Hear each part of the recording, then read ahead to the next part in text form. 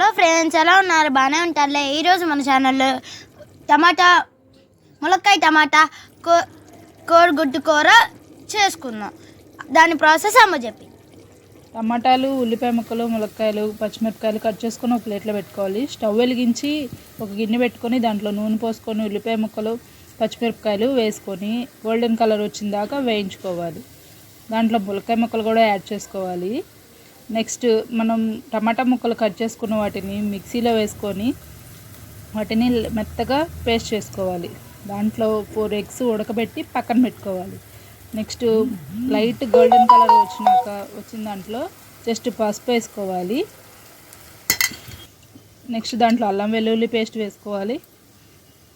ఒకసారి కూరని కలిపి తర్వాత కల్లుప్పు వేసుకోవాలి. కల్లుప్పు హెల్త్కి మంచిది ఫ్రెండ్స్, కల్లుప్పు వాడండి. నెక్స్ట్ టమాటా పేస్ట్ వేసుకున్న దాన్ని మిక్సీలో వేసుకున్న దాన్ని మనం కూరలో యాడ్ చేసుకోవాలి. నెక్స్ట్ 1 స్పూన్ కారం వేసుకోవాలి.